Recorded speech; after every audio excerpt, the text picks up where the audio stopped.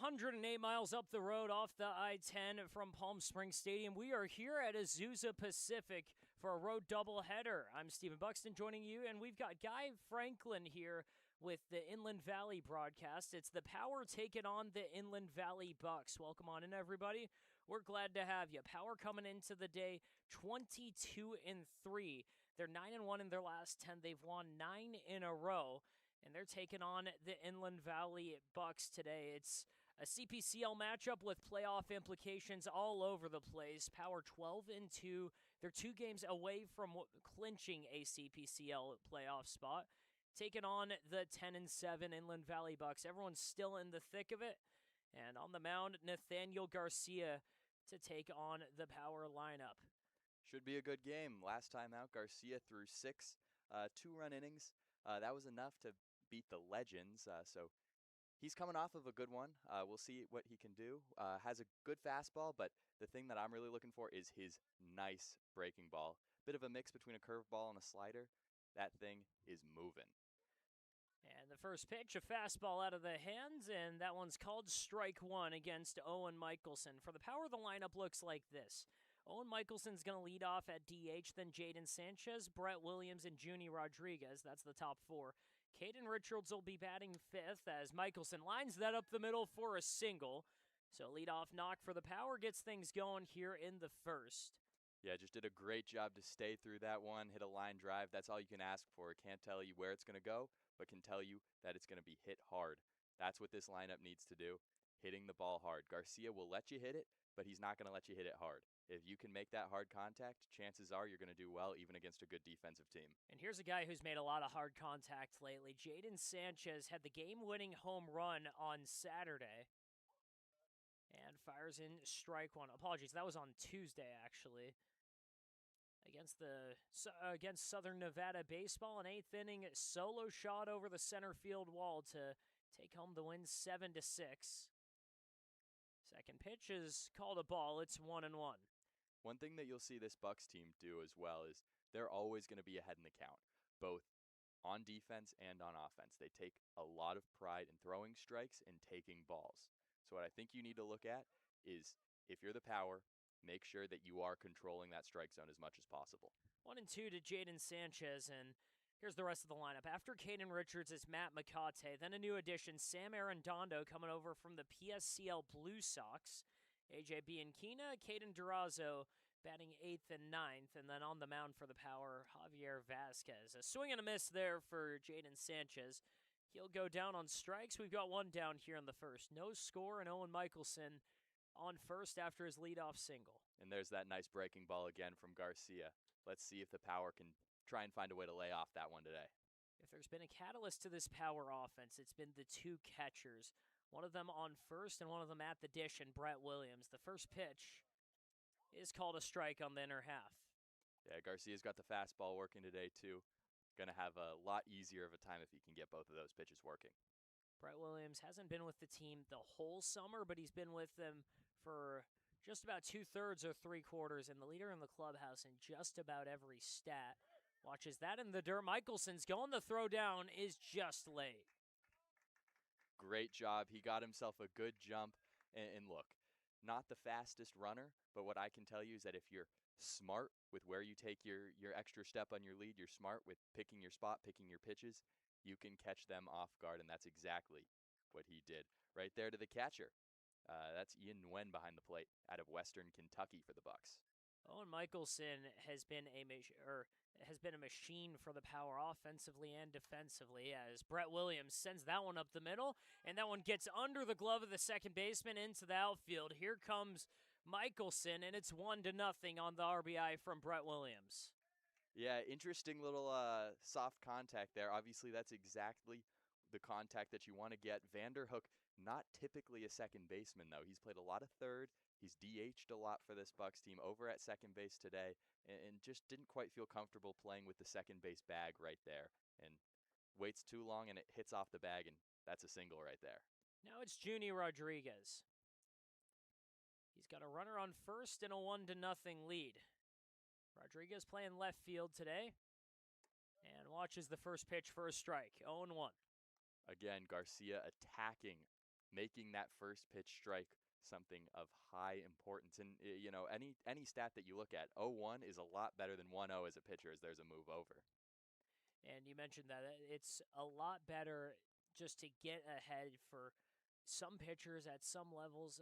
It's really just a battle of just simply throwing more strikes than the next guy. Guys are going to put in plays. Sometimes they'll miss the barrel, as Rodriguez does there, but it's a foul ball. It's 0-2.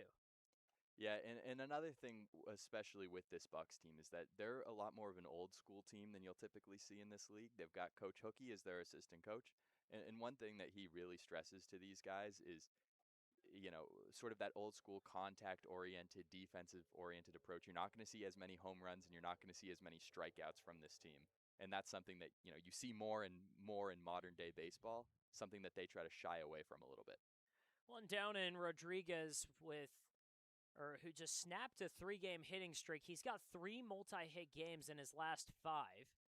Last time out against Southern Nevada, came in for a pinch hit opportunity, just had 1 at bat and got a hit. Batting .389 on the season, an OPS just a tick above 1150. The next pitch watches it high. 2-2 the count.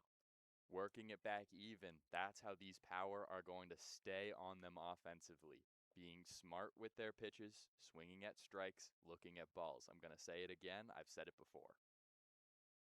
2-2 count. Rodriguez waits for the pitch and watches it up high to fill it up. 3-2. I think now here, if I'm on first base, I'm Brett Williams. I'm thinking about maybe getting myself a head start 3-2. Obviously, you risk the strike him out, throw him out, but Nguyen's not got the best arm behind the dish. Runner going. Rodriguez swing and a miss. Throw down to second. And it is in time to get Williams, who got caught up just a little bit of a stutter before he got to second. So the strike him out, throw him out works there. And go to the bottom of the first. We'll be right back. It's 1-0 Power.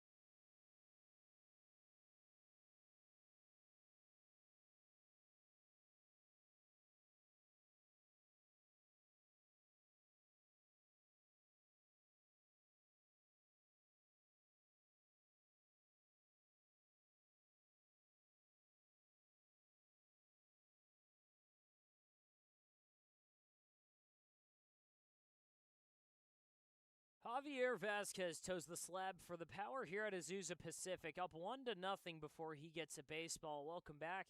Guy Franklin to my left, I'm Stephen Buxton, and it's 1-0 Power on top of the Inland Valley Bucs. Guy, can we go through this Inland Valley lineup real quick?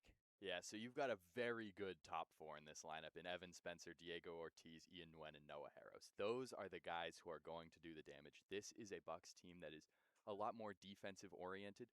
So when you get down to Carter Vanderhook, Von Sharp, Hefte Cruz, Matt Manzo, Cody White, and Dominic Garcia rounding it out, those guys aren't bad hitters, but they're in that lineup for that defense. Like I said, more of an old school approach. They want a quick center fielder, and Cody White fits that bill defensively just perfectly.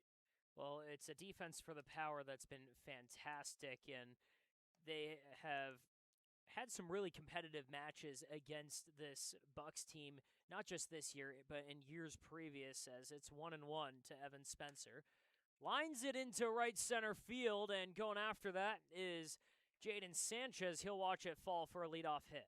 Yeah, Evan Spencer has been so impressive to me this season. He just graduated high school in June, right before the start of the season. He actually had to miss a game to go attend his graduation, and he has been awesome defensively at shortstop. He's played some first base as well, and he's been swinging a hot, hot bat. That now brings his batting average way up there. He's hitting almost 400 on the season. First pitch is a called ball outside to Diego Ortiz. Last time out on the mound for Javier Vasquez against the PSCL All-Stars on July 4th, pitched 4 innings out of the pen and was fantastic. Didn't allow a hit or a run. He looks back and fires, and that one's fouled off. So one thing to note with Evan Spencer on first, and we saw it there, he bolted for second, didn't like his jump, so he shut it down. But that's something that he's a threat to do. He's a threat to run, and so is Diego Ortiz. Ortiz is at first today, but he's a middle infielder by trade. Spent most of his time at SIUE this year playing second base, over at first, and this is a team that's going to get on you. Runner going, the pitch is low, throw by Brett Williams. Just a tad late, a diving slide into second for Evan Spencer. He's got a stolen bag. And so the small ball begins. What did I tell you, Stephen? It's going to be small ball from both teams. This is one of the smaller fields that the Power will play on this season, and it's considerably smaller than Palm Springs Stadium. But with how the field plays back home, Casey Dill manages this lineup extremely aggressively. They hit and run a lot. They steal a ton. They even stole home on 4th of July against the All-Stars, and that was in a game where they had a 7-run lead. Yeah, one thing to note too with this Bucs team as well, and you talk about stealing, and we can get into it whether it's the Bucs, whether it's the Power today. We'll see the Inland Valley Pirates later. Is that there is a big disparity in the different catchers that these teams are running out, right? Ian Nguyen, who's catching this game for the Bucs, he's got an amazing bat, but his throwing arm isn't quite as strong as Peter Hamino, who we might see a little bit later on potentially come in as a defensive substitution. Pitch in the dirt, well blocked by Michelson, but that's going to be a walk for Diego Ortiz. So the first two reach against Javier Vasquez. But you mentioned that the catching and the difference in catchers for the Bucs. For the Power, this year specifically, catching has been their strong suit. They've got Owen Michelson, who's not even catching today. He's going to be the DH. He's out of UNC Asheville, and he's been one of their best bats since he's been back. And behind the plate, he's a Division I catcher, so at bare minimum, you do have that comfort with him. And then right here, a guy in Brett Williams out of St. Mary's as Ian Nguyen takes strike one. He's a guy who, in the words of Casey Dill, will get drafted someday. He's been an absolute stud, and he's the leader in the clubhouse in just about every rate stat offensively. Yeah, and Nguyen, the catcher, who just ropes that one into left field for a single, his on-base percentage is up above 500 with that. His average is over 400. It's a stacked group of guys who are going to put on the gear today. Now it's Noah Haros with nobody on. The first three have reached. Bookend singles and a walk to Diego Ortiz have them loaded against Javier Vasquez.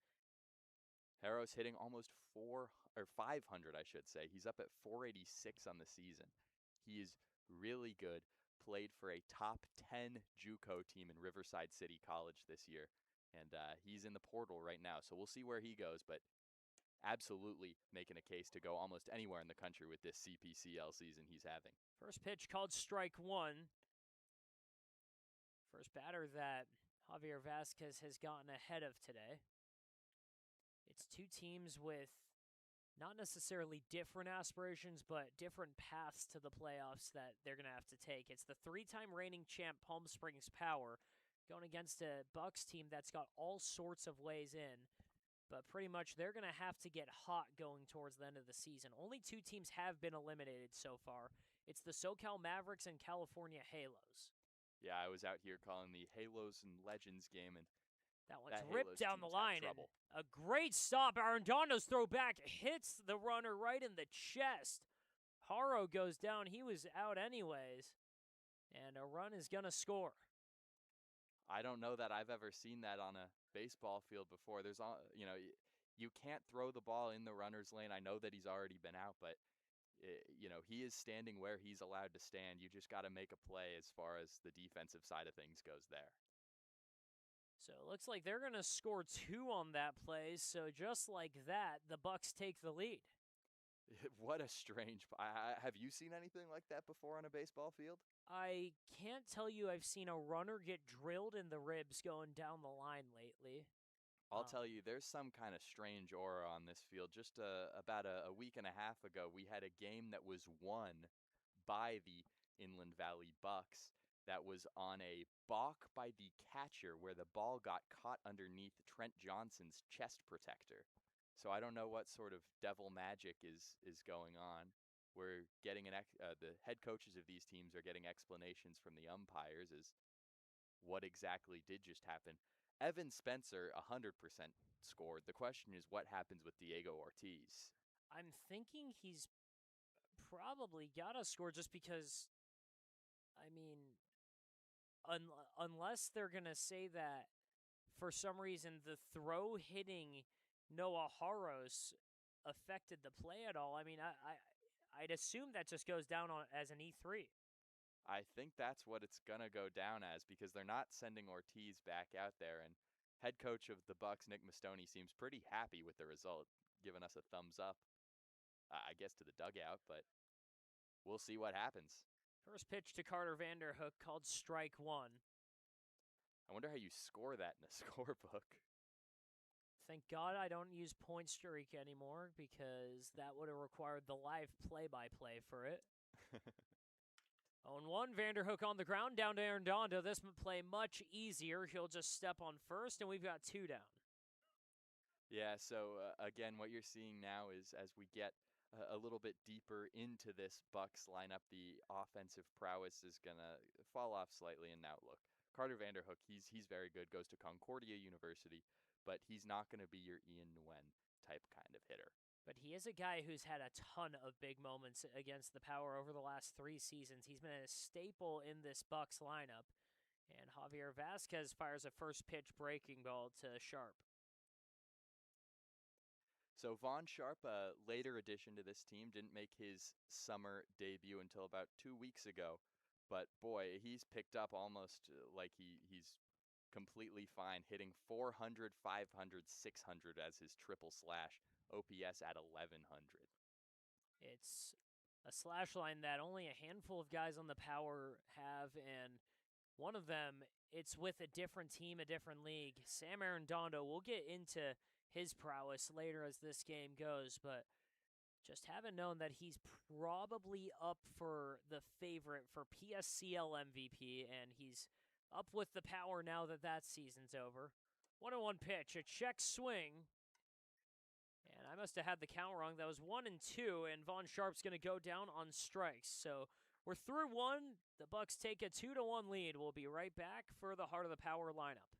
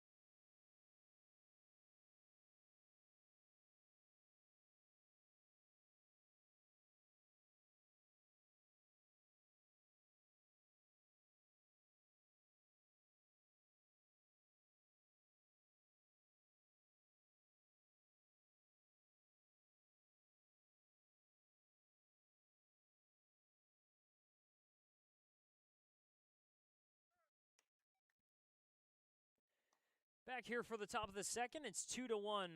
Bucs on top of the power. Stephen Buxton joined by Guy Franklin. And it's going to be Caden Richards, Matthew McConaughey, and Sam Arredondo, the first three due up. Caden Richards, a solid hitter on the season, up above 300.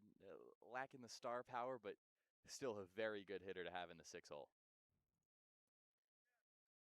For Richards, waiting for the first pitch against Garcia. He watches a fastball for strike one. He's been arguably one of the best, or one of the handful of best players on the power, but has gone off or started to slow down from the scorching start he had at the beginning of the year. But he's been a big power bat. He was the first guy to hit a home run for the team. That was on opening day.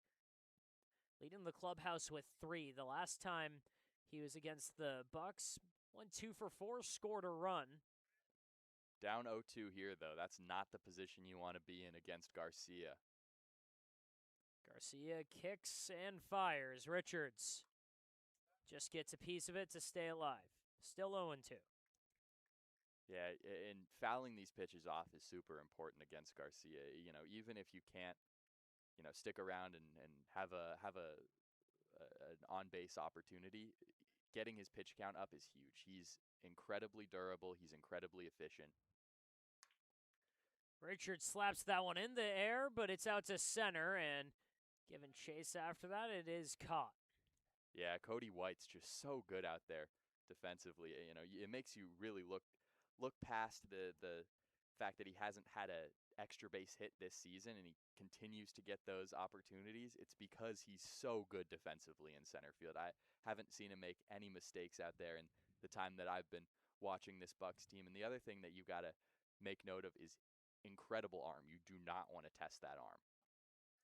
Now it's Matthew McConaughey, who snapped his hitting streak against the Southern Nevada, but that was in just a pinch hit appearance. But overall, really good work by McConaughey. 302 batting average, getting on at a 413 clip, but he's down 0-1. That pitch in the dirt, it's 1-1. And again, Garcia just showing that he can get ahead of these hitters, put them in a hole, force them on their heels. He's just got to get that second strike into McConaughey. Last game against the Bucs, scored a run, did not get a hit, though. He scored on a walk. McConaughey puts it on the ground, down to second. Vanderhook gloves it, throws to first, and 2 down. So Vanderhook doing well in that first appearance at second base this season. Love to see a guy expand his defensive versatility. Now it's Sam Arredondo, and if you aren't familiar with him, get familiar. One of the best hitters on or in the PSCL, and overall just one of the reasons that the Blue Sox made it to the championship game. Hitting right around 500 on the season. He knocked a double off the wall against Alex Oliver in the 4th of July game, but now he's down 0-1. Arredondo watches that one just away. It's 1-1. Yeah, I assume that's away because it looked pretty good from here, but obviously, we're not quite even with that home plate bag. So assume it's away. He didn't flinch, but it looked like a pretty good pitch. Close. Watches a strike. It's 1-2 now. The 6'1 freshman out of LA Harbor had a triple slash line, 397, 472, 698, and 1171 OPS with the Blue Sox. And in 63 plate appearances, he was a big run producer. 20 RBIs for the Blue Sox as he watches it go to 2-2. Another 2-strike count for Garcia. That's exactly what he needs. And sure, it's 2-2, but when you have 2 strikes on yourself as a hitter, you're on that back foot. You got to shorten up the swing. Garcia throws that just out of the zone, and the count's gone full. So this is what you need if you're the power. You need to make him work. You need to work in these counts. You need to be willing to keep that bat on your shoulders even when it's tough to in 2 strikes with that incredible breaking ball that Garcia's got on him. Almost all of their runs on Tuesday were on 2 outs. Arredondo trying to start something here. Garcia fires. Arredondo slaps that one in the air, and that's going to fall in the gap. In right center field, Arredondo's going for two, and he'll get there standing. And so we don't quite see that arm from White going into action. He knew that Arredondo was on second easily, but no chance at third. Just a great piece of hitting to slap that one the other way. Even when you shorten up that swing, doesn't mean you can't hit the ball hard. Just means that, got to be able to catch up to the fastball and stay in on the breaking ball. Arredondo does that beautifully, and he's gotten himself into scoring position. So welcome to the power, Sam Arredondo. Your first at-bat's a hit. Trying to make up for that error in the first on what was one of the stranger plays you'll ever see. Now it's A.J. Bianchina. With a runner on second, he watches strike one. Bianchina, a second base archetype, so he's just looking to get this ball into the outfield, drop a base hit in, and give Arredondo a chance to score. With 2 outs, he'll be running on contact. Against Southern Nevada, snapped a 6-game hitting streak, but trying to get back on the horse here. Bianchina sends that the other way. They're giving the wave to Arredondo. The throw to the plate is a good one, and it's in time. And what was I talking about with this Bucs defense? That's exactly what you love to see from Matt Manzo out and left. Just a beautiful throw right on target, gives Nguyen a chance, and that's all you need to do to get the out. A seed from Matt Manzo in left field. Guns down. Arredondo takes a run back. It's 2-1 going to the bottom of the second.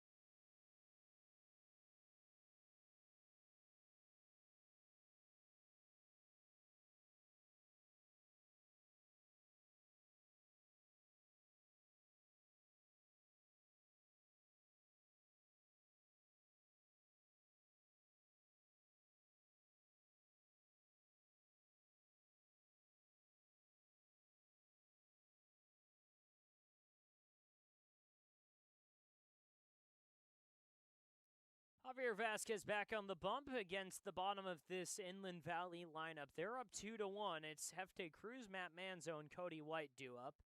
And if they can get there, Dominic Garcia, the 10-batter. First pitch and fastball just above the zone for ball one to Hefte Cruz. Hefte Cruz is a really great hitter. He struggled a little bit defensively in the outfield. That's why the switch with Manzo and him playing left happened. Sends that one right to Arredondo. No big deal. He'll take it himself. And with 2 pitches, 1 out here in the third.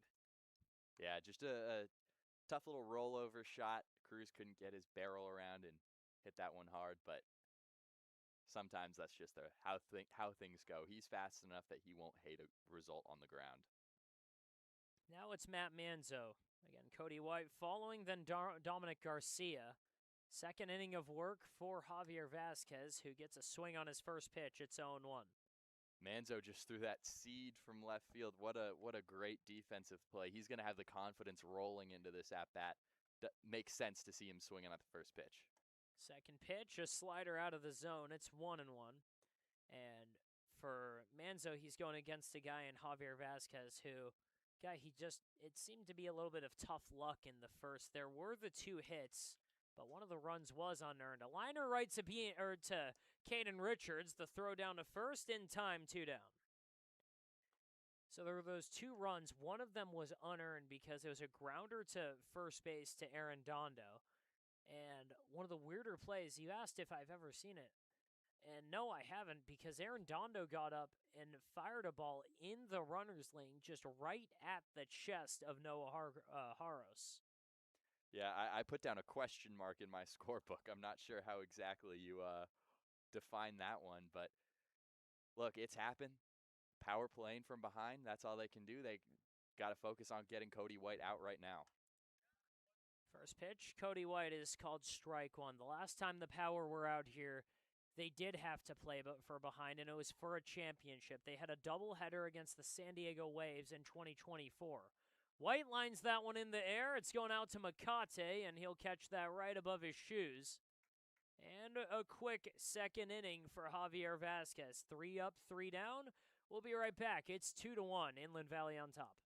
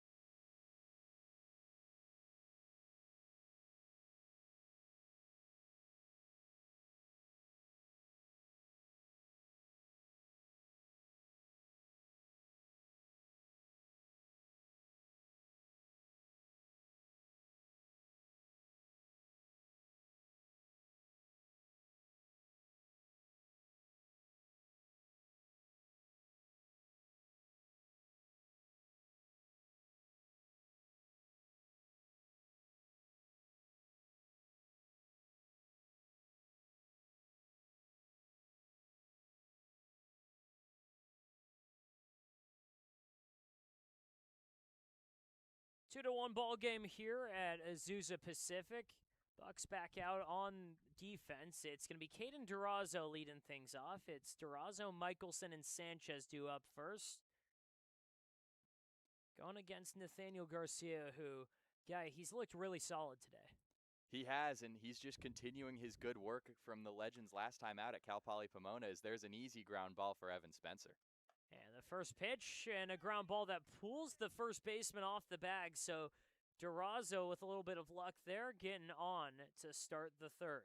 I guess I said easy too soon. That's my bad on that one. Apologies to Evan Spencer with the broadcaster's jinx, but that's a play that he makes almost every time. He makes it look easy and just gets complacent. Garcia, not a typical first baseman, usually over in the middle infield, can't keep his foot on the bag. So Durazo reaches on the E6, and now it's Owen Michelson, who started the game with a single, and he scored. Yeah, Michelson, just a great hitter. He's DHing today, typically catches, part of that awesome catching quartet between these two teams that we were talking about earlier. And for the Power, it was a quartet for a minute, and it became a trio. Now it's really just down to two mostly, with Michelson and Brett Williams getting the majority of the innings. Michelson sends that over our head. It's 1-1.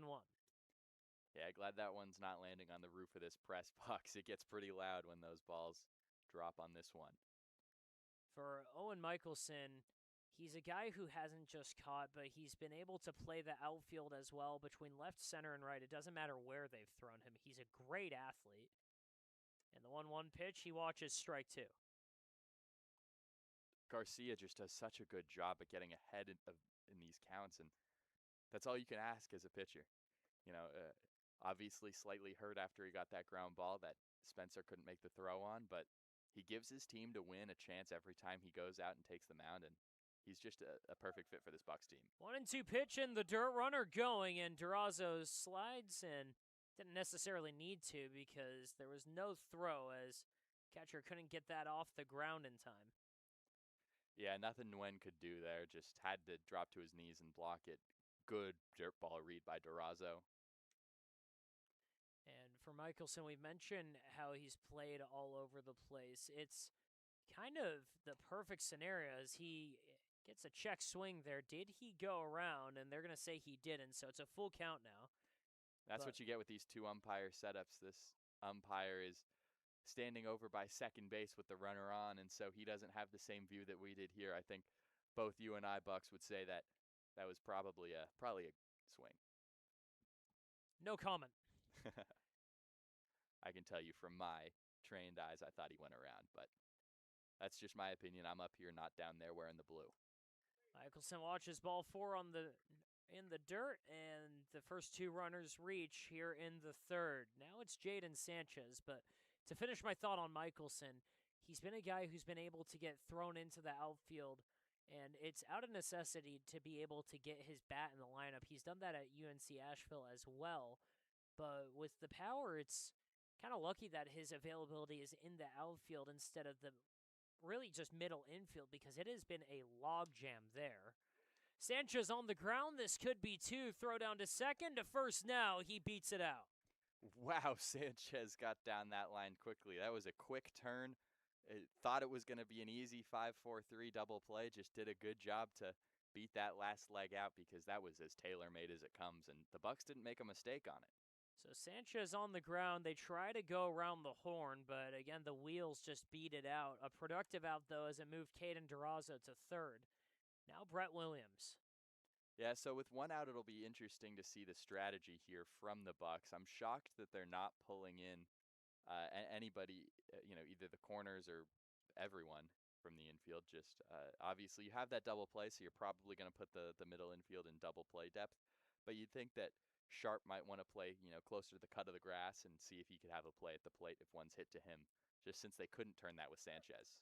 Runner going, and there's not going to be a throw from Nguyen, and it's probably a good decision. It was ball one to Brett Williams, so now there's two runners in scoring position, but, guy, you just don't want to risk the possibility of Caden Durazo coming home. Yeah, it's not worth it, just to be honest. Look, you've got a one-run lead, protect the one-run lead. You've got the infield that can play in. They're super good defensively, and that's what Sharp is going to do. Williams watches a strike. It's 1-1 now. Last time he saw the Bucs, Williams went 1 for 4. He roped a double off the left field wall. We'll see what Garcia's doing here. I think this would be a pitch to contact situation. You've got both Ortiz and Sharp playing really far in, trying to make a play at the plate. Obviously not in the part of the order that you'd necessarily consider a safety squeeze with, but could be something that if you're just trying to tie the game up early, see what happens, you've got an out to play with. You mentioned the infielders playing relatively close. The outfielders in left and center are very close. That's where the good arms are. They want to have a chance at the plate, and that one's going to give them a chance. Williams on a line into left. That's going to get over the head of the left fielder, and this will score two. A 2 RBI double for Brett Williams. It's 3-2 power. That ball just had legs, and it makes sense. It's about 98 degrees here in Azusa. And so in a colder day it was in the high 70s, low 80s here just a week or two ago. You have to think that Manzo brings that ball down and has a chance at the plate, but that time it just gets over his head. He's playing so far in, there's nothing he can do. Yeah, mid-90s day, bit of a breeze. It says it's about 90 on my watch right now, but still a nice, refreshing, cool day for the guys playing for the Power right now. Back home, it's a bit of a scorcher today. Junie Rodriguez up and watches ball one in the dirt. So Rodriguez, he's still got a runner in scoring position to work for, so he'll be swinging away at these pitches from Garcia, just trying to give the Power a chance to add on to this lead, give themselves an insurance run. Rodriguez can sniff out an RBI. He had 3 of them against the Bucs in their last game. And on the season, he's got 12 total. Yeah, and it would be huge if the Power could win this one quickly and definitively not have to burn through too many arms. A doubleheader today, but both games are going to be 9 innings because of the fact that it's both the Bucs and the Pirates that they're playing against. Not a two-team doubleheader. It's a three-team doubleheader. They went with almost a bullpen game on Tuesday. They threw out 6 arms, and it was for a reason. It's because they play 5 games in 5 days, and this doubleheader not giving them any relief. Again, it is 2 9-inning games. As that one runs in for strike one, it's a 3-1 count. Yeah, but if you can get on it or get on them early, and find somebody who's just willing to wear it for the day, and protect the multi-run lead and be dependable, keep the bullpen fresh for the next game, that's what you need. And Rodriguez falls into a full count now after he started off 3-0. A great job by Garcia, able to battle back. So 3-2 now. Just one out. It was Owen Michelson on the attempted 5-4-3 double play that Sanchez ran out.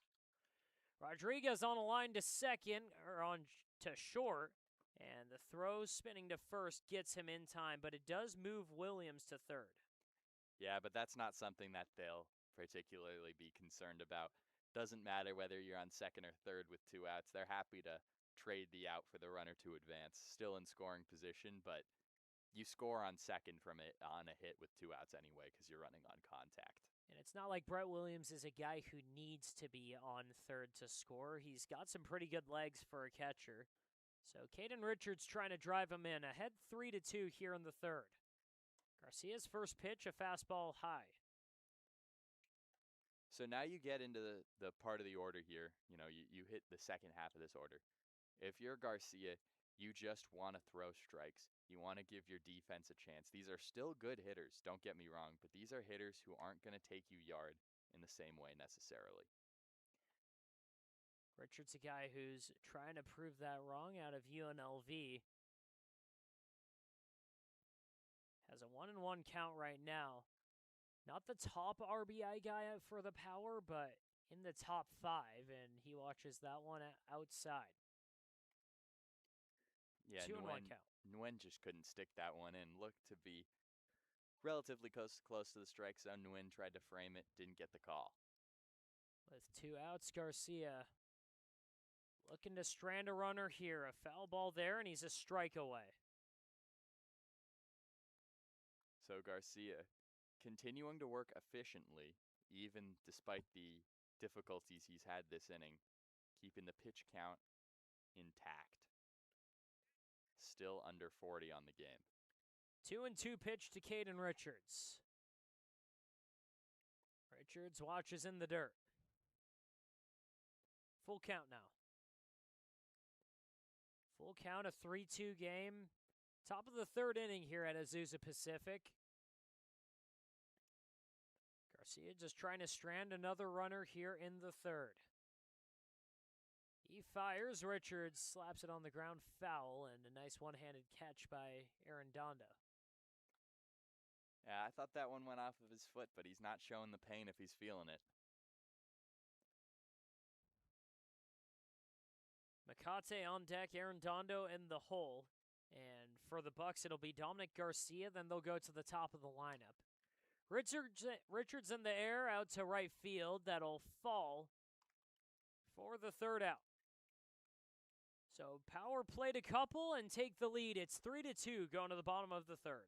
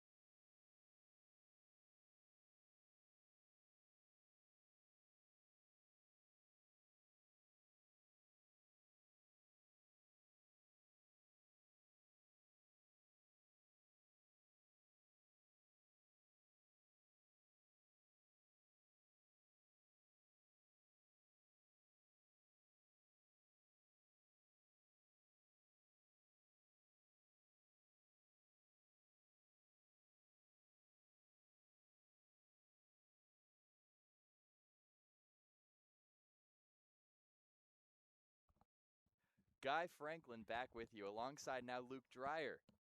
Stephen Buxton subbing out for his colleague Luke Dreyer. We got 3 of us in the booth today, so you're going to hear from all 3 of us. Time for the Bucs half of the 3rd inning. It'll be Dominic Garcia to lead it off, and then back to the top of the order with Evan Spencer and Diego Ortiz. Javier Vasquez back on the mound. Luke, have you liked what you've seen from him so far? Yeah, he got touched up a little bit in that first inning, came back with a solid second. So we'll see what he can muster up here in the 3rd, see if he can keep his team in it. Here's the pitch. And Garcia watches that one in there for a strike. Garcia at a Southern Nazarene University. That one's in Oklahoma. Entered the portal since then, though, so we'll see where he goes. That one hit foul, just wide of first. Garcia's your prototypical contact hitter, like so many of these Bucs are. Probably won't threaten you with one over the wall, but he'll threaten you with a base knock.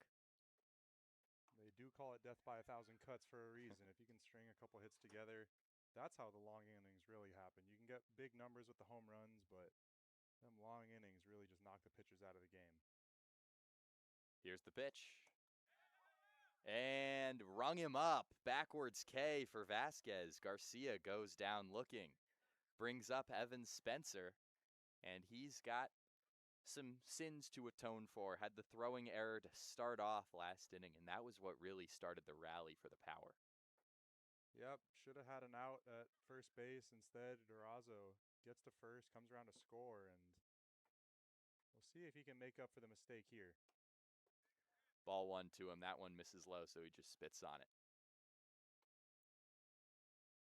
Spencer, great hitter on the season. Up at 400 after his single in the first inning. 1-1 to him now. Vasquez also been keeping his pitch count similarly low to Garcia. 2-1. That's going to be really important for the Power today. If they can get 5 or 6 innings out of Vasquez, it'll really help them going into the second game. As we mentioned before, these are 2 9-inning games. It is a doubleheader against 2 different teams. So the Power are really trying to find ways to get pitchers to stay in the game for a long period of time. Vasquez evens it up at 2 on Spencer.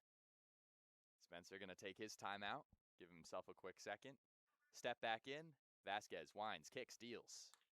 That one hit on the ground off of the foot of Vasquez. Spencer is going to have a chance at that one. He beats the throw. He's safe at first. And Vasquez is down, holding his lower leg. This is the opposite of what the Power wanted to see. In a game you need so many innings, and out comes this staff going to check on him. He looks to be grabbing at the back of that left foot. That ball was hit hard by Spencer, too. That can't feel good. Yeah, really scary play here. Hopefully Vasquez is okay. Even if he has to come out of the game, it would be nice to see him walk off on his own power.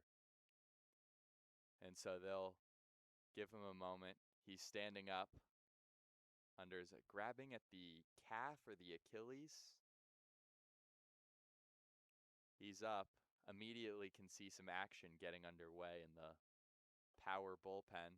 Vasquez wants to stay in. They'll let him throw a few warm-up pitches before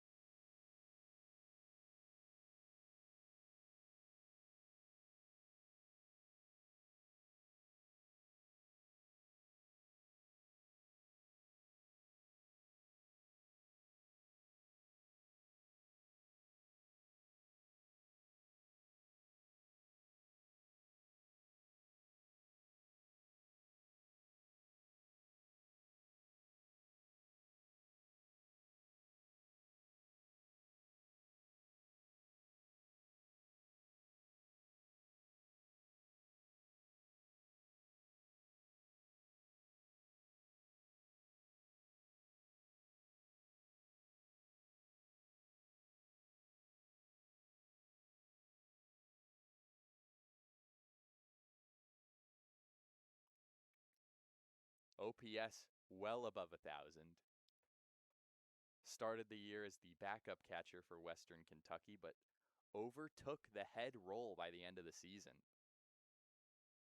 Only hit about 250 in college, but he's been so much better in this CPCL.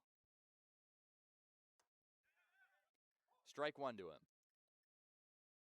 So Vasquez potentially shaking off that rusty foot. The adrenaline's kicking in. He's got a runner in scoring position. 2 ducks on the pond for Nguyen. Had a walk, but looks to be still locating decently well. 1-1 on Nguyen. Ortiz leading off of first. He's not held on. Spencer, a lot more cautious over at second base. That's a strike. Big strike number 2 on Nguyen. Breaking ball just breaks back in. I think Nguyen thought it was going to be up and in, but slides back, hits the top of the zone, and Vasquez looking for either a punch out or possibly something on the ground here. He kicks. He deals. Fouled back by Nguyen. We'll do it again. Good job to adjust there from Nguyen. It looked like almost the same pitch, just catches a piece of it, and he'll get to see another one here. Yeah, and one of these things with collegiate summer league baseball is that the umpires aren't consistent game to game. Get a different umpire pretty much every time, so still adjusting to the zone. That one's lasered into center field. Spencer had to hold up for a second, so he's not going to score, but the bases are loaded. They go station to station. This is what we were talking about earlier with this death by 1,000 cuts. These Buccaneers hitters are just hitting singles back up the middle, and 2 in this inning plus a walk has the bases loaded with only 1 out for Vasquez. And here comes Noah Haros. He had a strange at-bat. He grounded out to first base, which earned him an RBI. But he got the second RBI when Diego Ortiz scored after a throw hit him in the chest. So he'll climb into that left-handed batter's box as the only offense of the day, trying to add to the total. Ball 1 to him. A really strange play in that first inning down there with runner getting hit with the ball to bring in a second run. But then they decided to keep the runner on second base. I was a little confused being down there at the explanation. That ball is grounded in between the hole. First base and second base, that's going to score at least 1. The rest of them will just go station to station. So we've got ourselves a tie ball game after the Harrow single. And that's the risk you run with playing the corners in. They had Arredondo playing on that cut of the grass, and he lays out, tries to make the play, but just doesn't have the range, especially with a ball hit as hard as that. So here comes Carter Vanderhook with a chance to do even more damage. Still bases loaded, 1 out. Hard ground ball, like you mentioned, that infield playing in, just not really even a chance at it. The one benefit the Power have is the corners are kind of short in this park, so it's hard to run on ground balls into the outfield. Strike 1 on Vanderhook. Vanderhook's had a solid season at the plate so far. Look to continue it. OPS over 1,000. They'd love to get one of those signature base knocks right here. Vasquez kicks, steals. Vanderhook. He held up. And I think that was also the right call there. Second one that they've said held up. Vanderhook definitely didn't go as far as the previous call. That was Bianchina's check swing last time. So Vasquez comes into a stretch. He deals. Another ball to Vanderhook, 2-1. Seems to be missing a little high with that breaking ball. Just can't quite get it down and away. And I wonder if he's trying to get it front door or if he's just missing it high. But that is a dangerous pitch if it stays in the zone. You hang 'em, we bang 'em. That is the saying. Here's the 2-1. That one on the ground. This time Vasquez makes the play. He goes to second. And the turn is in time. Double play. Power, get out of the jam.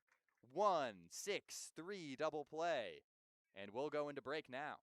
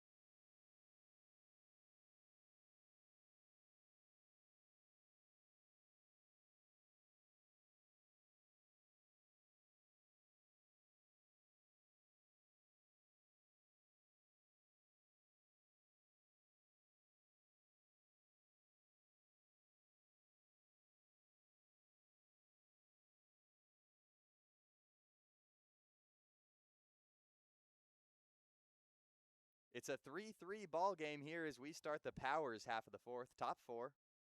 Nathaniel Garcia back out for his fourth inning of work. It'll be Makate, the right fielder, to lead it off for the Power. His last time up, he grounded out to Vanderhook at second base. So he'll look to reverse his fortunes. Both of these teams have been going blow for blow so far. Garcia winds, kicks, fires. That one popped up in the air. Vanderhook's going to call it. And it'll settle down into that glove. He'll make the play. Makate is retired. Score that a P4. So here comes Aaron Dondo. Aaron Dondo, obviously the PSCL hero so far. Gotta love seeing him start for the Power now. Yeah, I got to call 2 PSCL games and do a lot of TrackMan work for them, and he was one of the guys that stood out from that league. He Swing hit and a miss. a lot of balls really hard. I think in those last 6 games, they were all multiple hard hit ball games. For those of you that don't know, hard hit ball, anything over 95 miles an hour, which for this college league with these wood bats, that is really something. He almost hit a home run in the PSCL's game against the Power. That one drops low for ball. Count goes 1-1. But he almost put one over dead center. He makes a lot of hard contact. We saw that in the second inning, and he is one of the guys that I think they are very glad they had play in that league. Yeah, and they're glad that they got a chance to grab him, pull him up here as the playoff chase continues. That one's fouled back into the parking lot. Because when you look at this, the Power are in first in this league, and the top 2 teams make that championship. However, it's not a secure spot at all. The Legends are just 2 games behind them going into 2 games this weekend as Garcia delivers the pitch, and that one's grounded to short. Spencer up with it, makes the throw over to first, and he's retired. Oh, no, they're going to say that he beat it out. Aaron Dondo hustling the whole way, and that ball was hit soft enough. Talking about hard hit balls, Luke, that ball was a soft hit ball, and that's going to get him a base knock. Yeah, get on base any way possible. Hustle single there. Grounder to short. I think everybody in this ballpark thought he was going to be out, but beats the throw, and he'll stand on first base. Coaches love to see that hustle, and Aaron Dondo making the most of his game so far. 2 plate appearances with the Power. He's got himself a single and a double. First pitch to Bianchina. That one's a ball. Durazo waiting on deck. Yeah. But the Power got 2 games against the Legends, so that first spot could potentially be in jeopardy. Legends are off today. Their next game is against the Power. There's a strike on Bianchina. But also, these Bucs, they're not necessarily in control of their own destiny. They've got to beat the Power, but they've pretty much got to win out if they want a chance. It seems likely that the Power will be one of those 2 teams in the championship, but it's a lot more even at the top than we've seen in this league in the past. That ball's fouled back. Yeah, the Power have a game on Saturday against the Legends, and then they have a doubleheader back over here on Monday against the Legends. So the Bucs, even though they share a lot of facilities with the Legends, they might be cheering for the Power in some of those games if they want to try and make that championship game. Well, I think that when you talk about a team like the Legends, they're just going to be cheering for themselves if they can beat the Power. As that one's golfed into right field, that one's going to... What a catch out in right field. Oh, my goodness. I thought that was going to drop in, but Noah Harros making a play. He dives and wow. Looked like he might not have had the best read on it, but gets in, lays out, and makes a catch. That was an amazing play out there in right field. But boy, I was way too calm on that one. I thought that was an easy base hit, but Noah Harros, even with the bad jump, he makes up for it with a better dive. First pitch to Durazo in there for a strike. 2 away in the inning for Nathaniel Garcia. He's really gotten himself 3 outs. But the Legends are, back to what we were talking about with this playoff picture, the Legends just need to root for themselves. In control of their own destiny. If with their 4 games against the Power coming up, they can win 3 of them, that'd almost book them a spot. Yeah, and if they were to win 3 out of those 4, they would almost for sure tie themselves in first place. That one is on a line out to the gap, but will be caught. Easy for Harros. He just takes a few steps over to his left, and that'll retire the side. So it's 1 base hit A hustle single for Arredondo. Garcia retires the rest of them. We'll be back in a few short moments.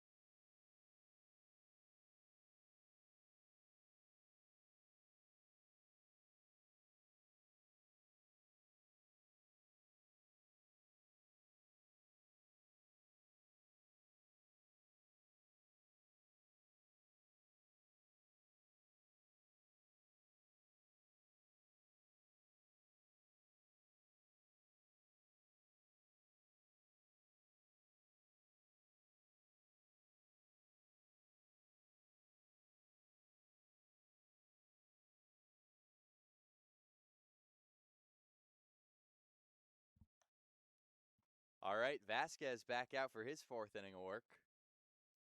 Going to be all hands on deck for the Power today with 18 innings of baseball to play. Still got 15 of them to go. He took that hard liner back off his foot, but I wonder if he told him he was okay or if manager Casey Dill is just telling him you got to go back out there and eat some innings. First pitch of the inning, sharp inside. So Vaughn Sharp, the third baseman, leading it off. He'll be followed by Hefty Cruz and Matt Manzo. Lower half of this Bucs order, going to see what they can do. Starting off pretty calm. That's a blooper in between center field, and it's going to fall. Man. Bad communication from the Power. Thought Bianchino was going to call for that ball, and nobody wanted it. It's three people within 5 feet of that ball, and everybody now looking at each other, trying to figure out whose ball it was.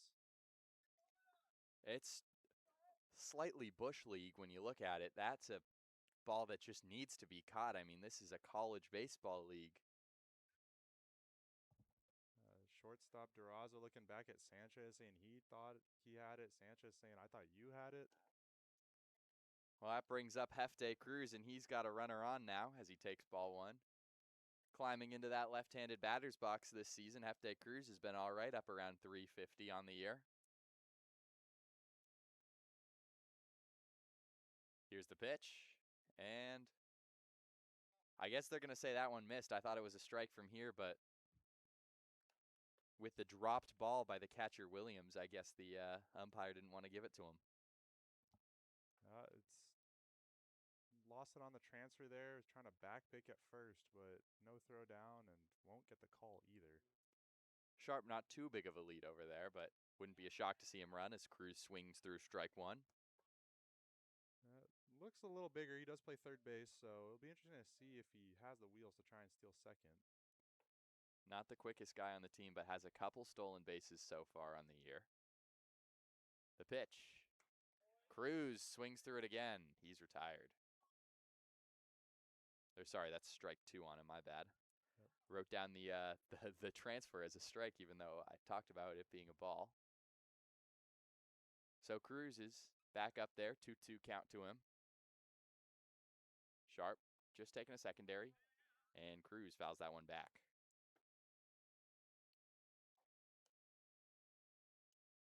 This small ball strategy has been working for the Bucs, so I wouldn't be shocked to see Sharp in motion. Try and hit and run with 2 outs, maybe get, or 2 strikes, excuse me, maybe get the defense out of their positions and see if something can't leak through the infield. Cruz fouling it back towards the dorms. We'll do it again. Still 2-2. Just making a good job staying alive, not going down on strikes here.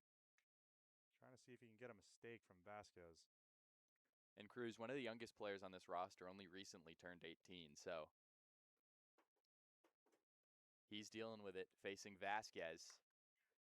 There's a ground ball, chopped to first. Picking it up is Arredondo. He's not going to have a chance at a double play, and there's the pitch over to Vasquez. just underhanding it, and Cruz is retired. Just about beats the runner, but good job to cover first from Vasquez. Thought we might have had a play at second there. Aaron Dondo doesn't like it, just decides to flip it back, get the easy out, and try and get out of the inning. Runner on second, one out. Still like your chances if you're Vasquez. Yeah, here comes Matt Manzo. He's been solid on the year. Hasn't quite had the power, but he's been a hit machine. Similar story across many of the Bucs. Here's the pitch. And strike one in on him. Looks like there's a mouse and a chipmunk running across the back of the power dugout. I'm not exactly sure what's going on. I've never seen this before. Our colleague Stephen Buxton points that out. I was in my book and looking up and seeing two inflatable animals walking behind the power dugout. I wonder if this is deception tactics from the Buccaneers or if this is an unplanned animal meetup. That is quite funny. Is that Alvin and Ratatouille? It looks like it could be. Maybe a little Disneyland get together behind the dorms. Manzo hits that one out into right field. That one's going to fall in for a base hit. Holding up at second, not wanting to risk anything is Sharp. Wasn't sure if that ball was going to get caught or not by the right fielder Makate. Looked pretty hard off the bat, but I guess it just died in the air, and Makate never really had a chance at it. So that'll bring up the speedy Cody White. This center fielder out of Vanguard University. Digging into that right-handed batter's box. Vasquez coming set, finds a pitch he likes. Takes a look over at the chipmunk, and he deals. A back pick to second. And back in just in time is Sharp. That was close. I think all the power players thought he got him. Williams had a real chance to get him, and Sharp was caught so much by surprise he didn't even dive back. He slid back like he was going into third base on a tag up. You almost never see a guy sliding going back. Took a big secondary lead.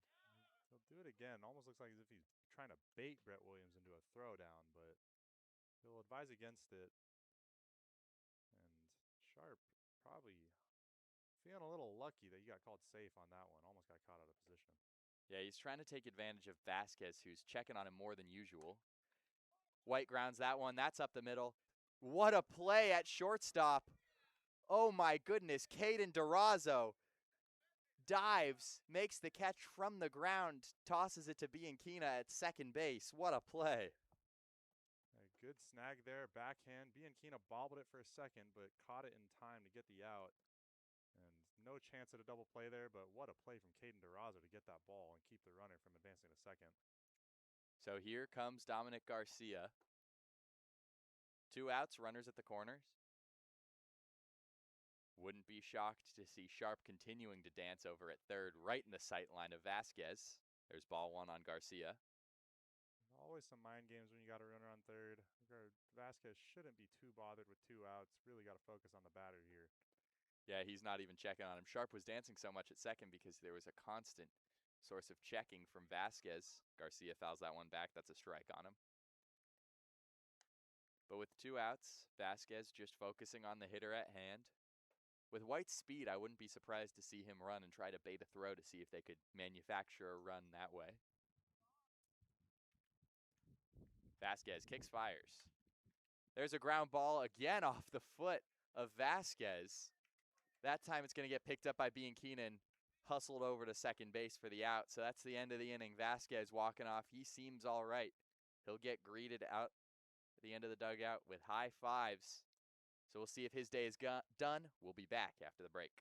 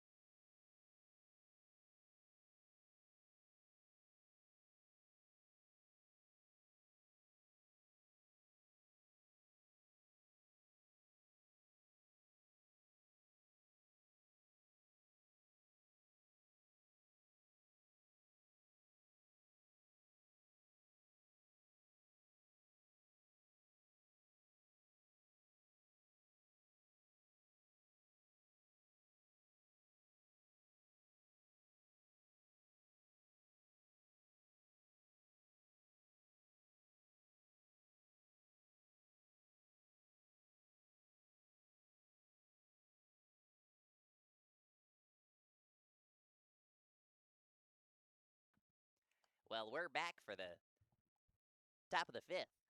Alvin and the Chipmunks over in the left field corner. I'll go back to my normal voice now. But always some good entertainment here at Azusa Pacific University. Nathaniel Garcia back out on the mound for his 5th inning of work. It'll be the top of the order for the Palm Springs Power. My name's Guy Franklin alongside Luke Dreyer. Garcia into his windup. He kicks. He deals. Michelson swings, hits that one on the ground. It's routine for Ortiz. 1 pitch, 1 out. More efficiency.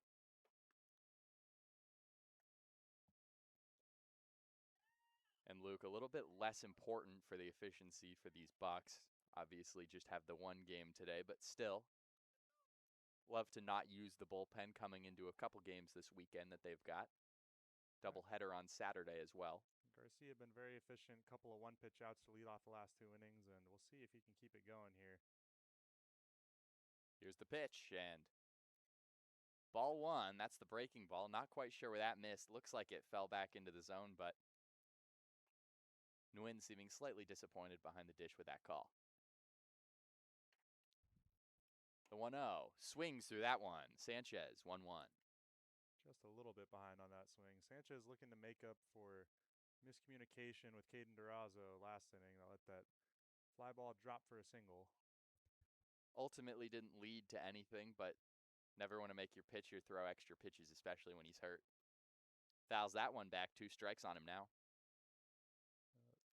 Sanchez has been awesome this season. OPS well above 1,000 at this point. Hitting .364. There's a reason he's in the 2-hole. Home run in the Powers game on Tuesday. Just muscled it over the wall to give them the lead in the 8th, and that was the winning run of that game. There's a ball just outside, so Sanchez will spit on it. Count even at 2-2. He's not stepping out of the box between pitches. He just wants to put that pressure on Garcia, challenging him. Throw me a strike. I want to hit. Fouls that one back just over our heads. Hopefully that does not hit my car. Do not want to pay for a windshield. Well, I have to drive back to Palm Springs this afternoon. Yeah, one of the perils of Azusa Pacific University is the well-in-play parking lot as far as foul balls go. 2-2. Garcia winds, kicks, fires. Sanchez, swing and miss. He got him. Nguyen applies the tag to finish the play. So, first 2 batters retired. 1 via the ground out, 1 via the strikeout. Nathaniel Garcia dealing. Great pitch there from Garcia. Breaking ball in the dirt, but gets Sanchez chasing. No chance at that one. And he will be looking to keep going. Cruising through 5, and you might see him back out in here for the 6th if he can get this out here. And so for our more grizzled CPCL viewers, this game's been a lot better than the Legends and Halos doubleheader has treated us so far today. Strike 1 in on Williams. Halos yesterday, they've been having a tough season down at the bottom of the table. Just 1 win thus far. Took that win off of the Buccaneers, but yesterday lost 10-3 and then 18-6. Pitching at a premium in that one. Pitching coming well today. That one's in the dirt, though, from Garcia. I believe the Halo scores when they played the Power were 11-0 and 14-3. Those ones not too close either. And like you mentioned, Halo's at the bottom of the league. Really just been beaten up this season. Yeah, rough year from the Halos. You expect them to be back better next year. The pitch from Garcia, fouled back by Williams. So another 2-strike count for Garcia. But the Power just hoping to spoil this, get the pitch count up, get into that bullpen, because once you get into that bullpen, it's a little bit weaker today. Colby Kramer, Adam Rosales, both available. Neither of them have been that great. Santillan will be available, though, and he's had an incredible season thus far. 2-way season as well. Hit great, pitched great. That one's upstairs. So Williams laying off of it, making Garcia continue to work. Williams been one of the Power's best hitters this season. He's trying to keep it going here and put something in play. See if he can do it. Garcia's pitch to him. It's that breaking ball, but it's just going to miss, so he's worked it full. Williams flinched out of the way of that one. Thought it was going to hit him. I think he might be saying it did, but he's not going to get that call from the ump. If it hit him, it certainly didn't ricochet. Might have slightly brushed the pant leg, but this is summer ball. I don't think that you're going to be getting that call very often. Definitely not out here. The payoff from Garcia. Popped foul. Just out of play for Nguyen. So we'll do it another time. Still 3-2. 2 outs in the inning, nobody on. Waiting on deck is Rodriguez, the left fielder. Williams really getting the pitch count up in this at-bat here. Thought Garcia might be back out for the 5th. We'll see if they keep him out here even with this long at-bat. 8th pitch. Can't see the bullpen from where we're at. Here it comes from Garcia. Hit on the ground. That's through the 3-4 hole. Base knock for Williams. That's his 3rd of the day. So here comes Rodriguez up with a duck on the pond. Almost had a 2-out rally for the Power in the 2nd inning. Arredondo got thrown out at home. Power looking to do the same here in the 5th and try and get a run across this time. So leading off from first is Williams. We'll see if he tries to run, get himself into scoring position for Rodriguez. Obviously, with 2 outs, you can't exchange an out to advance the runner. Into that left-handed batter's box is Rodriguez. Garcia's pitch. Hit in the air. Should be easy, but I've said that before about balls hitting the exact same spot. Cody White taking charge. He makes the play, so it's no runs for the Power. Let's go to the bottom of the 5th after this.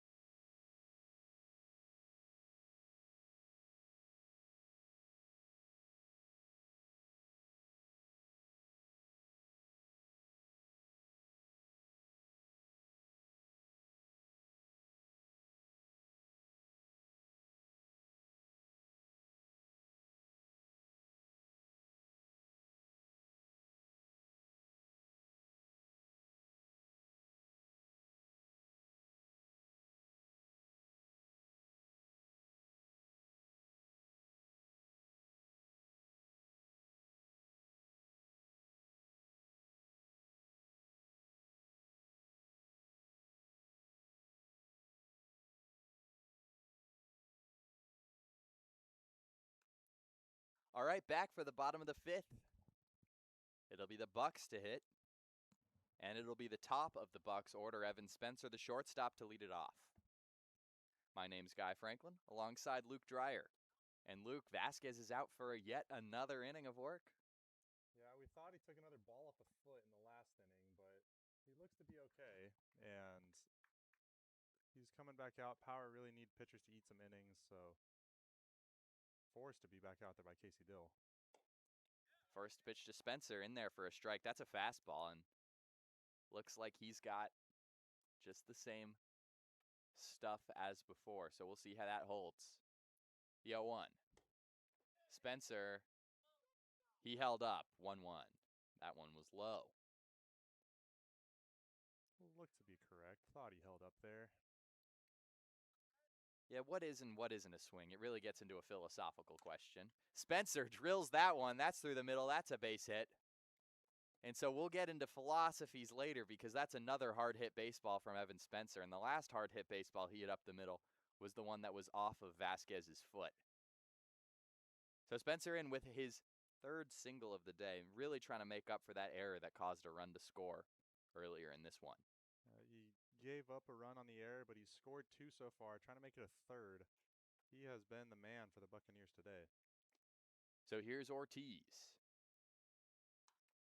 Fouls the first one back into the fence. 0-1.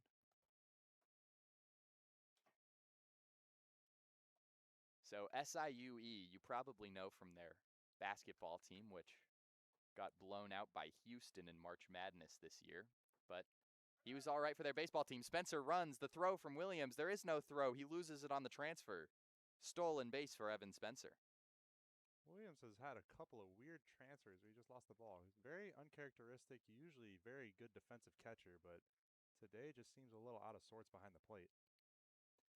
Yeah, this is one of the probably the biggest small ball team in the CPCL. I guess you wouldn't say biggest small ball, the smallest ball club, in the sense that their play style heavily hinges on that small ball. There's a ball to Ortiz. Not quite sure where that one misses, but that's the call that's made.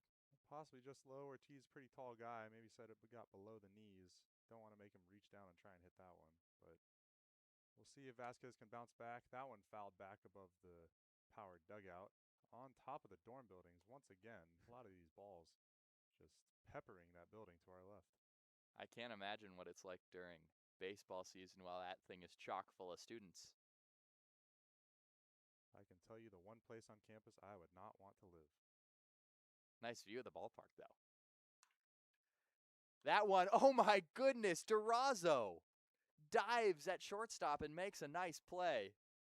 That one had base hit written all over it for Ortiz, but Caden Durazo, what a play. 2 diving plays, one a ground ball up the middle. That one a line drive caught on his left or on his right side, excuse me, our left. But 2 great plays at short, and Vasquez will be going and giving him a high five after that one. Saves him a run. That ball was hit hard. I barely had time to react. So here comes the catcher, Ian Nguyen. Spencer in scoring position. First pitch misses low to the Bucs catcher. You know, I'm wondering, perhaps the big Alvin and the Chipmunks and Ratatouille inflatables we saw was in reference to the Ian Nguyen Western Kentucky mascot? You know, the big red blob thing? That is one of the most terrifying mascots in all of sports. It gives me chills every time I see it, and I wish they would change it, if I'm being honest. Strike one on Nguyen. But it seems like the kind of thing that he would feel comfortable with, so maybe you were right. It is a ploy from the Bucs to help him feel comfortable with his strange mascots. Fouls that one off his foot, catches the ball. He's a catcher. He's tough. He'll be fine. 1-2 count on Nguyen. If for those of you that don't know what we're talking about with the Western Kentucky mascot, it is with literally, in every sense of the word, a red blob. It is a red figure. I don't even know how to describe it. Do we know if it has a name? I can't imagine it does. Nguyen pops that one up to Aaron Dondo. There's out number 2. We will get you that name in a second because for those of you that don't know, it is really worth a Google to see what this thing looks like. And it is called Big Red, which is exactly what it is. It is a big red blob. It's sort of like, if you are familiar with the Syracuse mascot, they're the Syracuse Orange, which is the embodiment of the color orange. The Western Kentucky is called the Hilltoppers, but their mascot is the embodiment of the color red. So I'm not exactly sure what's going on. Vasquez deals to Harros. Harros hits that one out to right. That'll get run down in the right field gap by Makate. So that'll do it for the 5th. So I've been Guy Franklin. Coming on is Stephen Buxton in place for me. I'll catch up with you later on. But for now, it's the end of the 5th.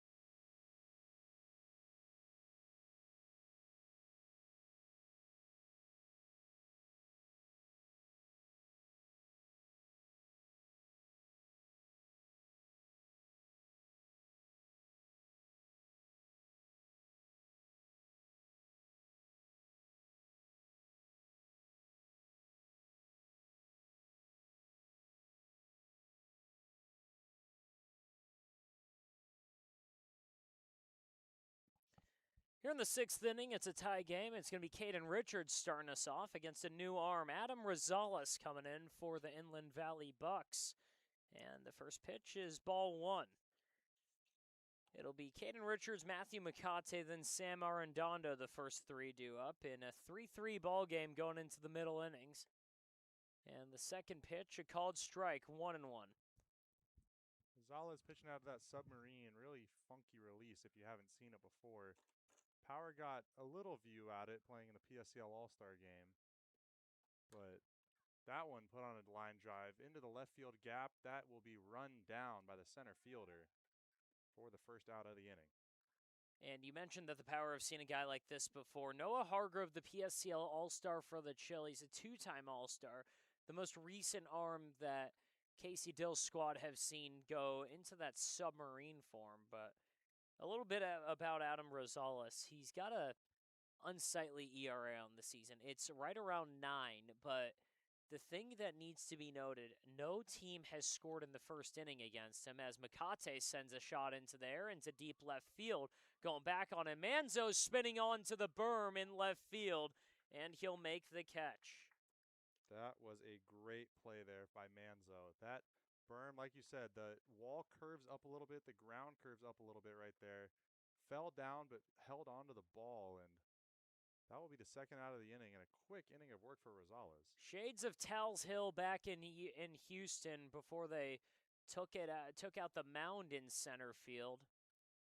You won't see a ton of places with raised outfield playing surfaces, but Azusa Pacific, one of the few. Now it's Sam Arredondo who takes ball 1.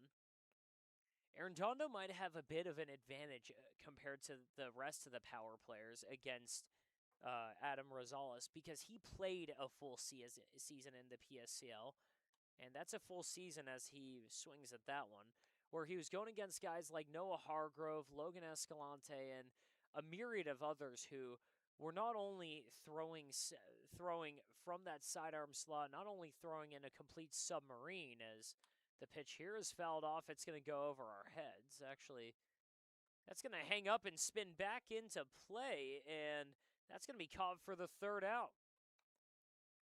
So a pop-up to the first baseman, Ortiz, ends this inning. Arredondo, the last one. It's a 1-2-3 frame and a quick one for Adam Rosales. We'll be back for the bottom of the 6th.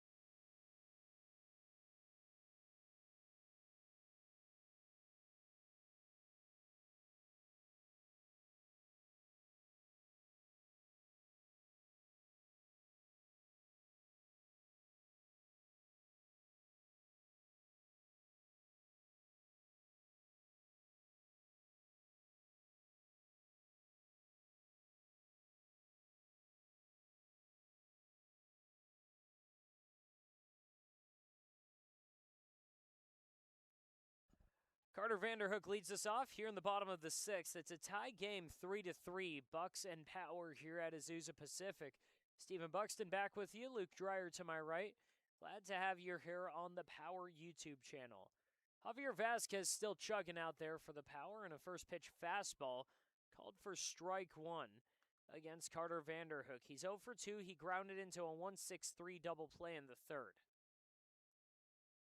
Vasquez going through his 6th inning here. That one on a line drive over the first baseman's head. Now will fall into right field for a single. First hit of the day for Carter Vanderhook. Now it's Vaughn Sharp. After Sharp, it's Hefte Cruz. If one of them can reach, Matt Manzo will come to the plate. Neither team has gone to their bench yet, as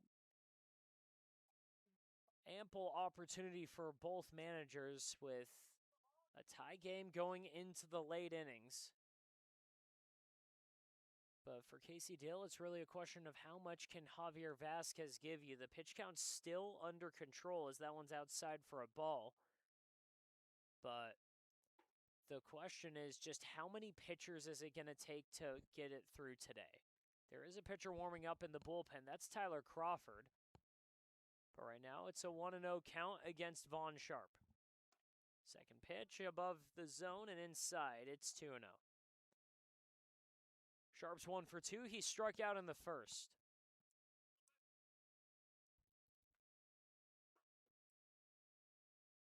Vasquez working out of the stretch. He looks back and fires. The 2-0 pitch is called strike one.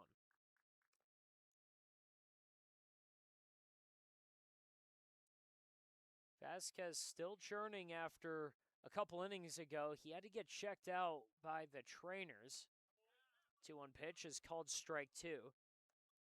Took a line drive right off the foot. He went down with the play. It was ruled a single, but arguably it might have been probably the second hardest hit ball of the day. 2-2 pitch, lifted in there, out to center field. Sanchez jogs over, and one down in the sixth. It's always a good sign if a pitcher gets hit by a pitch that they're able to keep going, and Vasquez has kept it pushing through 5 1/3 now, so 2 more outs, he'll be through 6. That's a really great day for him, and Power have somebody warming up in the bullpen as whoever it is just threw a wild pitch that is all the way past the Power dugout, but good sign, eat some innings, and that will set the Power up for a nice game 2 where they can throw a couple more pitchers out there. And eat some innings is an understatement. This is a quality performance so far, and the first pitch is inside to Hefty Cruz. It's 1-0. It's 6 innings to start the game for a young arm and Javier Vasquez. Just 3 runs against him so far. He's got the team right where they need to be. Actually, there's a pitcher warming up for the Inland Valley Bucs. It's Colby Kramer. And it's a 2-0 count to Hefty Cruz, but 6 innings, 3 runs against him right now. If he can strand Vanderhook on first, for a guy who's supposed to be eating innings, as Vanderhook runs, that one's going to go out of play foul. You can't be any happier with the effort from your young arm and Javier Vasquez. Yeah, definitely nice to see him get back out there even after taking a pitch back up the middle. And we'll see who these ends up being in relief. I think it might be Tyler Crawford over there in the pen for the Power. We also said that there is somebody warming up in the Bucs bullpen. That would be Kramer. So we'll see how these last few innings go through 6 after this one. So definitely into the stages where them relief pitchers are going to get into the game. 2-2 pitch is swung on and missed, and Hefty Cruz will go down on strikes. 2 down in the 6th. Leads the way to Matt Manzo. Vasquez with a great breaking ball there, gets Cruz way out in front of it. And after the second out of the inning, he'll be looking to get through here with no blood.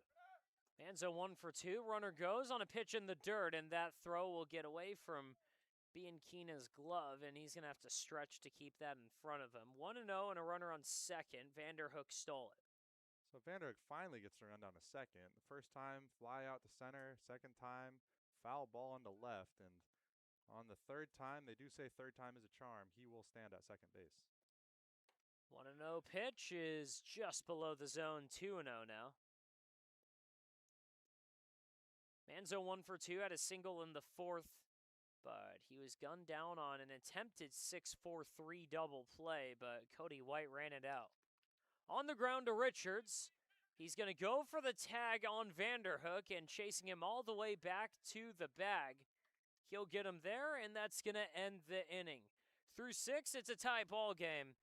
Javier Vasquez strands 1. We'll be right back for the top of the 7th.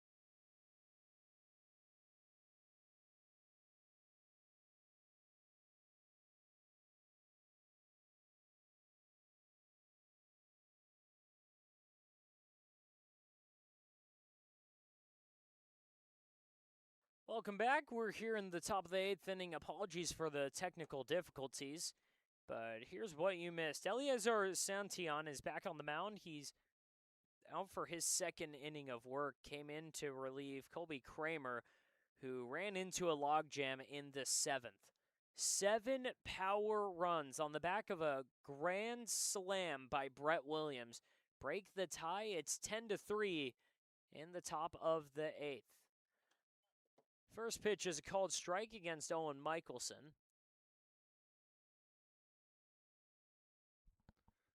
For those of you that were wondering, the score is currently 10-4 for the Power. We had a grand slam in the bottom of the top of the 7th, by Brett Williams as soon as the stream came out. We apologize for that. That was followed up by 2 singles for 2 more runs, a hit by pitch, and then a sac fly and an error. And then finally, Durazo flew out to end the inning. So 2 of the runs did score via errors. One of them for AJ Bianchina simply getting on, and then another error scored Matthew McCate as well, as Michelson drives that one in the air, but it's going to fall in right field. Haros retires the first batter.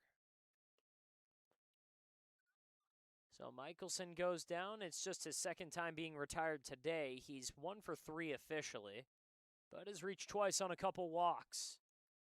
Moves it over for Jaden Sanchez. So 7 runs in the top of the 7th, but only 5 of them earned, and just 1 of them on the line of Colby Kramer. Or apologies, on the line of Adam Rosales. So now it's Jaden Sanchez. 0 for 3 today, but he's reached and scored twice on a fielder's choice and a walk. First pitch, watches strike 1. In the bottom of the inning, it'll be Haros, Vanderhook, and Sharp due up for the Bucs. They're down to their final 6 outs of the day. 0-2 now to Jaden Sanchez. For the Power, a sweep of today's games would all but clinch them the top spot in the CPCL playoffs. In reality, it would clinch them at least a share of the league title, but there is still a chance that a team could crash the party, or it would clinch them a spot in the playoffs, but still a chance that a team could come in and beat them by 1, as Jaden Sanchez goes down on strikes. For the Bucs, they need this win today, all but eliminated if they can lose. And after that, they're going to be the Inland Valley Legends' biggest haters, really. yeah, Power have a couple games coming up against the Legends, so Bucs will honestly probably be rooting for the Power in those if they want a chance at making the championship. But first, they would like to come back in this game and get a win. They're trailing by 6 runs. They got 2 innings left to do it, so Williams puts that one on the ground to third. Throw on, and that will be the last out of the inning. So Brett Williams, after the grand slam in the 7th, goes down for a 1-2-3 frame in the 8th. Bucs got a lot of work to do. They're down 6. We'll be right back, 10-4, going into the bottom of the 8th.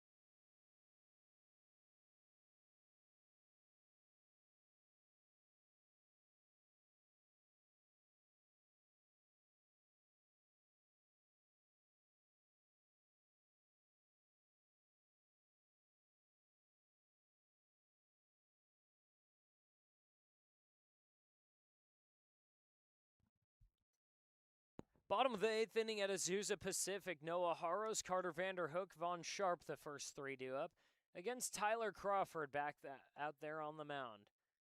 10-4 the score, Power on top, and the main spot of this game, that 7-run top of the 7th. First pitch, a ball to Noah Harros. He's 1 for 3. After that top of the 7th inning, the Bucs answered back with 1 run. It was Dominic Garcia who scored on the Diego Ortiz double. But aside from that, Power in control right now. Trying to take control of their destiny. 12-3 in the CPCL, leading the charge there. And it's 2-1 now on Noah Harros. After Harros, Vanderhook got his first hit of the day in the 6th.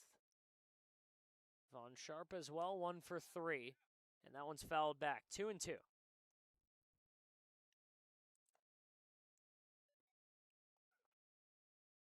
Crawford hasn't pitched since the PSCL All-Star game.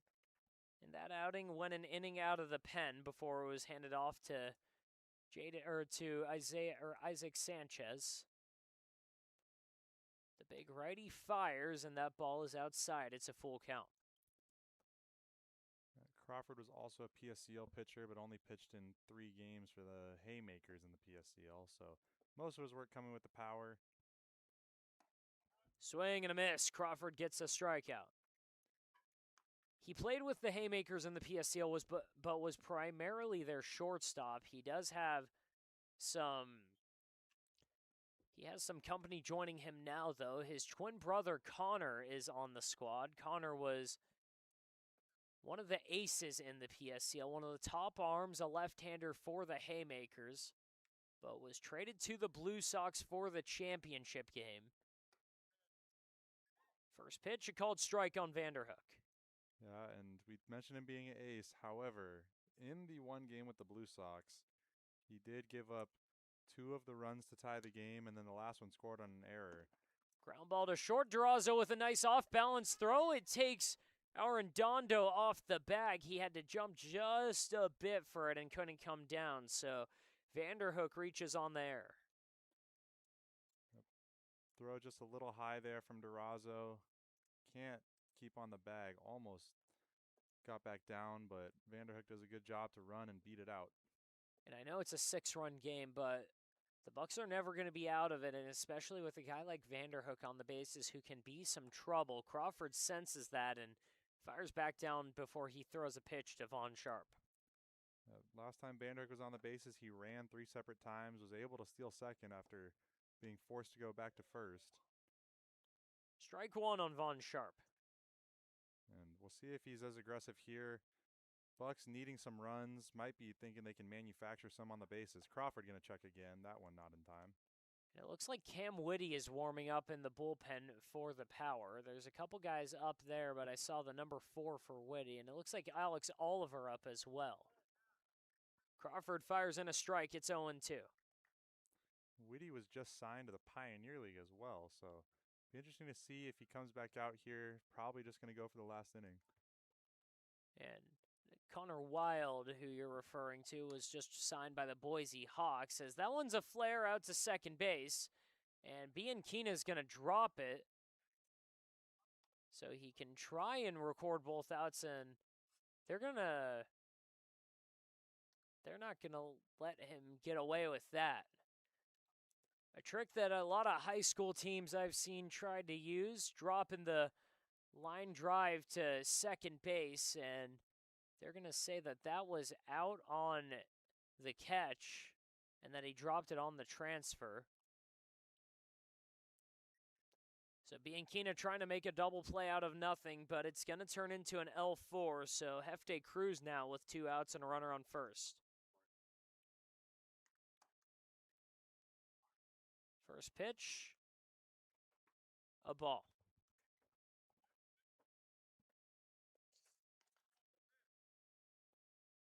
And actually, this is a pinch hitter. It's Martin Luna the third. taking over, and he hits one into right field. That's going to hang up for Matthew McCate. So Luna lines out to end the inning. 4 batters come to the plate in the 8th, but a 0-4 power pitching. It's 10-4 going into the 9th. We'll be right back here at Azusa Pacific.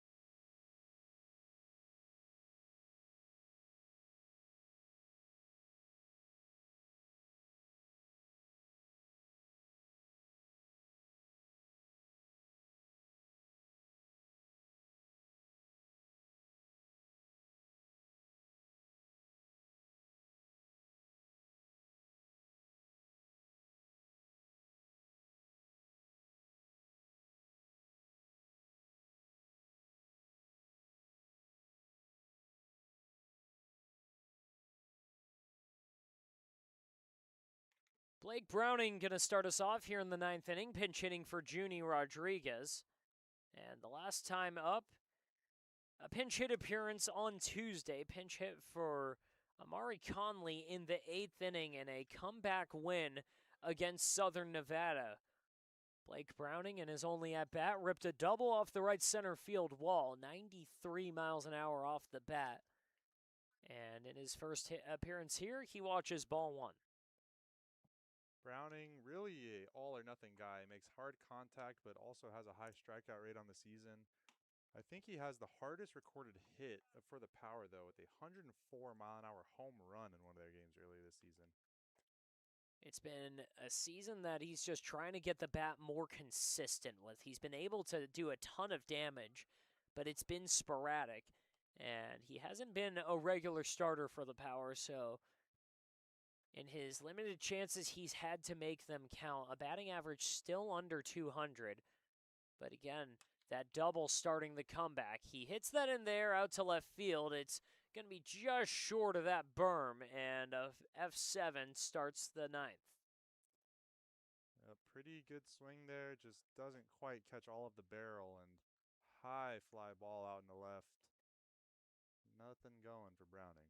And this is a place where Browning, along with a handful of other guys for the Power who have some thump in that bat, can really take advantage. Much shorter porch out here than 350 to the corners in Palm Springs Stadium. Center field's still no joke here at Azusa Pacific. Caden Richards watches ball 1. No bigger swing here, though, for the Palm Springs Power than just about 2 years ago, almost to the day. Noah Blythe in the 10th inning against the San Diego Waves hit a walk-off 3-run bomb over the left field wall to win the second CPCL championship. 2-0 to Richards.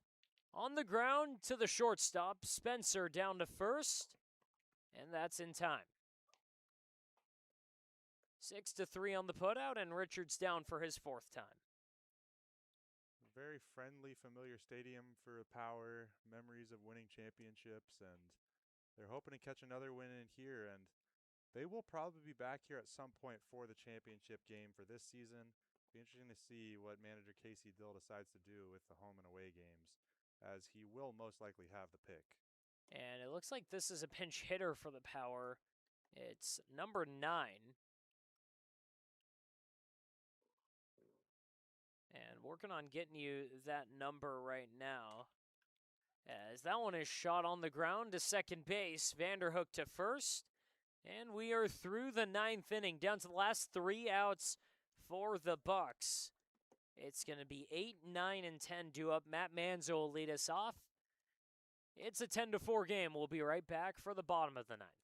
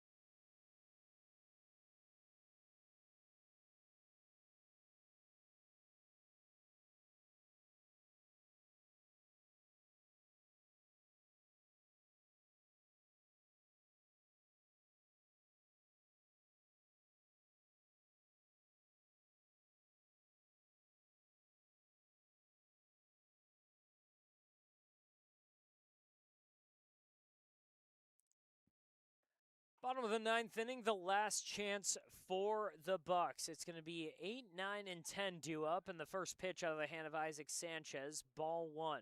Sanchez taking over for Tyler Crawford, and he'll face off against Matt Manzo to start this 9th. Couple defensive substitutions as that one's out of the zone. It's ball 2. Just the corners of the outfield. Blake Mitchell, who pinch hit for Matthew McCate. He's in right field now. Blake Browning is in left. Third pitch, the first strike of the outing for Isaac Sanchez. Power starting to go to their bench with another game coming up, probably giving their starters a rest. And a couple of the other guys that we normally see in the lineup, Amari Conley, one of them, not making an appearance. Have to think he might get out there for the second game. 3-1 now, and for Isaac Sanchez, he has been, or 2-2, but Isaac Sanchez has been awesome for the Power. Pitched on Tuesday against Southern Nevada and worked a clean inning. He throws that one in there, and that's called strike 3. So Manzo's rung up, and the first K of the day for Sanchez. Now it's Cody White. But for Isaac Sanchez, it's an ERA under 1. It's just a barrage of strikes that he throws. He's a guy who, on the season, sits right around 70% of his pitches in the zone. That is a very high number and one of probably the best in the league, you'd have to think. And it is backed up by that ERA number. He has been absolutely exceptional for the Power this season. Second pitch in the dirt. It's 1-1 now on White. White 0 for 3 officially, but did reach on a fielder's choice in the 4th. Power tried to turn 2, but he did run it out, and that one in the dirt. 2-1 now. It's going to take 6 to win, or it's 6 to tie, 7 to win for the Bucs. Power up 10-4 in the 9th. Next pitch, a called strike. It's 2-2. 2 outs. Bucs are going to need something absolutely special here, especially with their second to last out down 2-2 right now. 2-2 pitch, a swing and a miss there. Back-to-back strikeouts start the day for Sanchez. Just more of the same for Sanchez. Just been dominant this season. A lot of punch-outs because of how many strikes he throws. His brother Jaden has been playing outfield all day. He's one of the hottest batters on the team for the Power, and this pitch is upstairs. It's ball one to Dominic Garcia. It's part of what both of them have loved about playing here in playing at Palm Springs Stadium, playing with the Power. Jaden and Isaac getting to play together as brothers. I talked to Jaden after the game the other day, and he just really stressed the importance of this team and this whole staff being a family. He mentioned how much he really enjoys playing with his brother Isaac, and that it's been a real highlight of the season, and to watch both of them excel has been fantastic. It's 1-2 to Dominic Garcia. 0 for 2 on the day, but did walk and score in the 7th. Next pitch in the dirt, count even at 2. For some of these guys, it is family by blood. For all of them, it is family by the jersey and the team. Just a great team. A lot of the guys have become great friends, and just a really fun team to be around. 2-2 pitch from Isaac. Out of the zone, and the count's gone full. And it's fairly impressive to see how quickly this team has gelled, with a lot of guys being in and out who have gone back to their schools or who have left for different reasons. A lot of late additions, as that one's in the air out to right, and this should do it. Mitchell catches it, and the Power win the ball game. 10-4 the final score. And for a team that, after so many years of repeated returners, so many years of a consistent core, having to basically rebuild it all this season, that bond that they've built, the connection they've built so quickly, shown off as they win their 13th CPCL game of the season. And for the Bucs, it doesn't eliminate them, but it makes their job incredibly difficult, their path incredibly difficult to make it into the playoffs. Power one win away from clinching that playoff spot. 13-2 on the CPCL season. The Bucs sit in third place, lose their 9th game of the season. And for the Power, they're going to go back to work in just about a half an hour. They've got the Pirates coming up in a game that can clinch a spot in the playoffs. And for the Pirates, again, just trying to keep their own destiny alive, trying to keep the Bucs' destiny alive as well to take down the Power. But for right now, the Power win it. Tyler Crawford, the winning pitcher, after Javier Vasquez delivered 6 brilliant innings, especially considering the circumstances. Took a ground ball right off the leg on one of the hardest hit balls of the day, but Brett Williams coming through to break the tie. Arguably the player of the game, and a lot of that due to the grand slam in the 7th when the game was tied at 3. 7 runs in the 7th, the difference for the Power. Again, win it 7-4. Adam Rosales will take home the loss today, but for now, that's all I've got. For myself, for Guy Franklin and Luke Dreyer, we thank you all for joining us here, and we will be back for the Power and the Pirates in just about 30 or 40 minutes.